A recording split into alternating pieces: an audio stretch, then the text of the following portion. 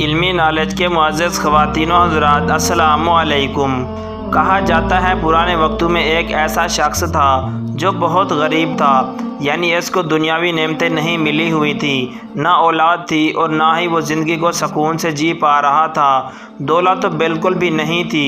وہ دعا کرتا رہتا تھا کہ کس طرح میری ہر آرزو پوری ہو جائے، ہر تمنا پوری ہو جائے۔ ایک بار اس نے کہیں سے سنا کہ اگر اللہ کے نبی حضرت خضر علیہ السلام کو پکارا جائے اور ان کے ذریعے دعا کی جائے تو دعا ضرور پوری ہوتی ہے۔ وہ ہر ایک اللہ والے کو راہ دکھاتے ہیں، راہ بھٹکے ہوئے لوگوں کو صحیح راستے پر لے کر آتے ہیں۔ تو وہ بھی دعا کرنے لگا اللہ تعالیٰ سے، یا اللہ مجھے خضر علیہ السلام مل جائیں۔ اللہ تعالیٰ نے اس کی دعا قبول کر لی۔ چنانچہ حضرت خضر علیہ السلام اس کو مل گئے، یعنی اس کے پاس آئے۔ اس نے آپ سے کہا، حضرت میرے حق میں دعا کر دیجئے کہ اللہ تعالیٰ مجھ کو اس قدر دنیا زیادہ دے کہ میں بالکل بے فکر ہو جاؤں، یعنی دنیا کی وہ راحت عیش و عشرت دے دے، اتنی دولت دے دے کہ میں بے چینی سے زندگی گزار سکوں۔ حضرت خضر علیہ السلام نے فرمایا کہ بے فکری اور راحت دنیا داری میں نہیں ہو سکتی۔ جو شخص دنیا میں بے فکر سے رہنا چاہتا ہے وہ ہرگز اس طرح سے نہیں رہ سکتا۔ بظاہر تم کو لگتا ہے کہ کوئی عیش سے زندگی جی رہا ہے، اس کے پاس بہت سی نعمتیں ہیں، لیکن کیا پتہ اس کے دل میں کیا چل رہا ہے، اس کی ذاتی زندگی میں کیا کیا مسئلے ہیں۔ تم کسی ایسے شخص کا انتخاب کرو جو تمہارے نزدیک بالکل بے فکر اور نہایت و آرام سے دنیا میں جی رہا ہو، بہت خوش خرم ہو۔ میں دعا کروں گا کہ تو بھی اس جیسا ہو جائے۔ اور 3 دن کی اس کو مہلت دی۔ اس نے جہاں کہیں دیکھا اس کو ہر کوئی پریشان حال اسے دکھائی دیتا۔ اس نے جس بھی انسان کو دیکھا ہر کوئی کسی نہ کسی تکلیف اور پریشانی میں مبتلا پایا گیا۔ کسی کے پاس دولت تھی تو وہ بیمار تھا، اور کسی کے پاس دولت نہیں تھی تو وہ دولت کے نہ ہونے پر رو رہا تھا۔ ہر چیز کسی نہ کسی کے پاس بے شمار تھی، لیکن پھر بھی خوشیاں نہیں تھی۔ بہت تلاش کے بعد اس کو آخرکار ایک جوہری نظر آیا، یعنی سونار نظر آیا، جس کے پاس خادم، نوکر، چاگر سب کچھ تھا۔ صاحب اولاد تھا، یعنی جسے اللہ نے کثرت سے اولاد بھی عطا کی ہوئی تھی، اور دولت کی ریل پیل تھی۔ اس سونار کو بظاہر دیکھ کر یہی لگتا تھا کہ اسے کوئی فکر نہیں ہے۔ اس کے دل میں خیال آیا کہ اس سونار جیسا ہونے کی دعا کرواؤں گا۔ وہ حضرت خضر علیہ السلام کے پاس گیا اور کہا، ایک شخص مجھے ملا ہے جو اس شہر کا سونار ہے، اور وہ بہت امیر ترین ہے، اور اس کو دیکھ کر یہی لگتا ہے کہ اس کی زندگی میں بہت سی خوشیاں ہیں، کیونکہ اللہ تعالیٰ نے اولاد بھی دی ہے۔ اس کو بہت سارے نوکر چاگر اس کے آگے پیچھے پھرتے ہیں، بیوی بھی اس کے ساتھ ہے۔ غرض اس سونار کو دیکھ کر میں بہت ہی زیادہ متاثر ہوا ہوں، اور مجھے اس کے جیسی زندگی گزارنی چاہیے۔ حضرت خضر علیہ السلام نے اسے سمجھایا، تم بظاہر اس کی جو حالت دیکھ کر آئے ہو اس پر بالکل بھی مت جاؤ، اندرونی معاملات دیکھ کر پھر دعا کرنا اور ہم سے دعا کروانا۔ اس نے کہا، بہتر ہے جو آپ کہیں گے میں ویسے ہی کروں گا۔ چنانچہ وہ اس سونار کے پاس گیا اور اپنا سارا ماجرا اس کو سنایا کہ تمہیں دیکھ کر میں بہت ہی زیادہ خوش ہوں، اور میرے لیے منزل دکھانے کے رہنما حضرت خضر علیہ السلام ہیں۔ وہ آ کر مجھے منزل دکھا دیں اور میرے حق میں دعا فرما دیں تو میں بھی تمہارے جیسا ہو جاؤں گا۔ وہ سونار اس کی باتیں سن کر کہنے لگا، اللہ تعالیٰ نے مجھے سب کچھ دیا ہے، بظاہر تمہیں جو کچھ نظر آ رہا ہے یہ سب کچھ میرے پاس موجود ہے، لیکن کیا تم مجھے دیکھ کر واقعی بہت متاثر ہوئے ہو؟ وہ آدمی کہنے لگا، جی بالکل، میں تمہیں دیکھ کر اتنا زیادہ متاثر ہوا ہوں کہ بس تمہارے حوالے سے دعا کروانا چاہتا ہوں۔ لیکن حضرت خضر علیہ السلام نے فرمایا کہ ایک بار جا کر تم سے تمہارے معاملات پوچھ لوں۔ وہ شخص کہنے لگا، جس زندگی میں میں گھرا ہوا ہوں ایسی زندگی اللہ تعالیٰ کسی کو نصیب نہ کرے۔ اس نے کہا کہ واقعی تم پریشان ہو؟ وہ کہنے لگا، میں اتنا پریشان ہوں کہ شاید یہ پریشانی کسی غریب کے پاس بھی نہ ہوگی۔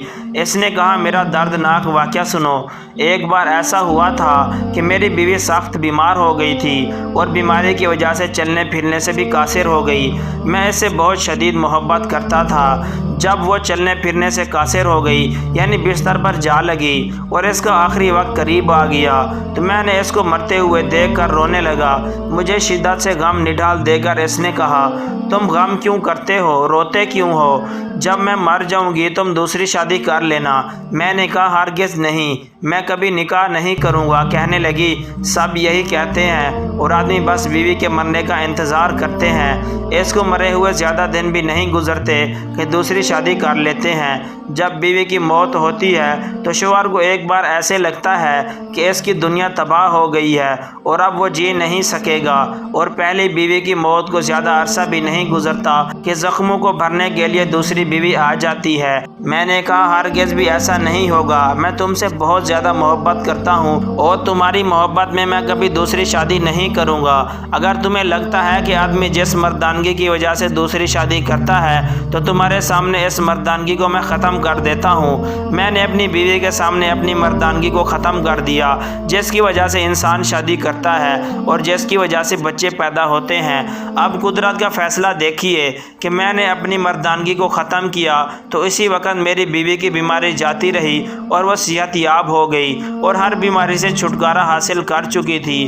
اب کیونکہ میں بالکل بیکار ہو چکا تھا تو میری بیوی نے کہا کہ تم نے بہت غلط کیا، تم نے میری خاطر اپنی مردانگی کو ختم کیا، اپنے آپ کو نقصان پہنچایا، اللہ تعالیٰ کی دی ہوئی نعمت کو ٹھکرا دیا۔ اب تم میرے لیے بالکل ایسے ہو چکے ہو جیسے بیکار درخت ہو جس میں کوئی پھل نہیں۔ اب مجھے یہ بتاؤ کہ میں اپنے آپ کو سکون کس طرح پہنچاؤں گی؟ میرا شوہر تو میرے لیے بالکل اپاہج ہو گیا ہے۔ تم نے جان بوجھ کر نعمت خداوندی کو ٹھکرایا ہے، میری خاطر تم نے اپنی مردانگی کو ختم کیا، ایسا ممکن نہیں تھا، تم نے ایسا کیا، افسوس کہ میں تمہارے لیے ایسا بالکل نہیں کر سکتی۔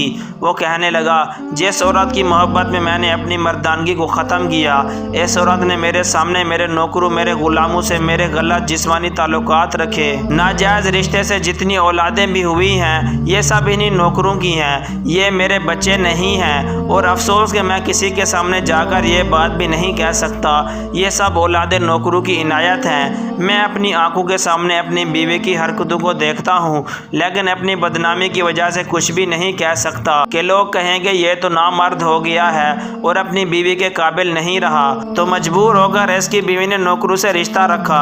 پر دنیا نہیں جانتی کہ میں نے جو کچھ بھی کیا اپنی بیوی کی محبت میں کیا، لیکن میری بیوی میرے سامنے ہی غیر مردوں سے ناجائز تعلقات رکھتی ہے۔ اب تم مجھے یہ بتاؤ کہ کیا فائدہ ایسی دولت کا، کیا فائدہ ایسی جائیداد کا، اور کیا فائدہ ایسے صاحب اولاد ہونے کا؟ میری اولاد میرا خون نہیں ہے، وہ تو کسی اور کا خون ہے۔ افسوس کہ زندگی میں جو بھی جی رہا ہوں ایسی زندگی کی دعا میں کسی اور کو نہیں دے سکتا۔ وہ شخص جو حالات کا مارا تھا اور جس نے خصوصی طور پر حضرت خضر علیہ السلام کو اپنے سامنے بلایا تھا، آپ میرے حق میں دعا کریں۔ وہ دوڑتا ہوا آپ علیہ السلام کے پاس گیا اور اس نے شرمسار ہو کر آپ علیہ السلام سے کہا مجھے معاف کر دیجئے، آپ نے سچ کہا تھا، اس کے پاس سب کچھ ہے، دنیا کا دولت مند انسان ہے، اپنے شہر کا امیر ترین شخص کہلاتا ہے، لیکن اس کے پاس وہ چیز ہی نہیں جس سے ایک مرد کہلاتا ہے۔ دنیا کی سب سے بڑی نعمت اس کی زندگی کی ہم سفر اس کی بیوی، اس کی اپنی بیوی ہی نہیں ہے۔ کیا فائدہ ایسی زندگی کا؟ وہ گھٹ گھٹ کر جی رہا ہے، مجھے اس کی جیسی زندگی نہیں چاہیے۔ میں نے جہاں بھی آنکھ اٹھا کر دیکھا ہر کوئی پریشانی میں مبتلا ہے، دنیا دار ہے لیکن دنیا میں رہ کر خوش نہیں ہے۔ آپ میرے حق میں اللہ عز و جل سے دعا کیجئے کہ اللہ تعالیٰ مجھے اپنی محبت اور کامل دین عطا فرمائے۔ آپ علیہ السلام نے فرمایا یہ دعا بالکل صحیح ہے، یہ بات تم نے حق کی ہے۔ حضرت خضر علیہ السلام نے اس کے حق میں دعا فرما دی اور وہ اپنے وقت کا ایک بہت بڑا ولی کامل دیندار ولی بنا۔ کبھی بھی کسی کی ظاہری حالت کو دیکھ کر کبھی یہ شکوہ نہیں کرنا چاہیے کہ اے اللہ تم نے اس شخص کو اتنا عطا کیا ہے، مجھے بھی عطا کر، کیونکہ آپ کو نہیں پتا کسی کے اندر کتنا دکھ اور درد چھپا ہوتا ہے۔ اس لیے اللہ تعالیٰ سے بس یہی دعا کریں کہ اے اللہ ہمیں وہ عطا کر جو ہمارے حق میں بہتر ہو۔ اس لیے اس شخص نے اللہ تعالیٰ سے وہ دعا کی جس کی وجہ سے اللہ تعالیٰ نے اس کی دنیا و آخرت دونوں سنوار دی۔ دوستوں مزید اس طرح کی اسلامک ویڈیو دیکھنے کے لیے ہمارے چینل کو سبسکرائب ضرور کیجیے۔ شکریہ۔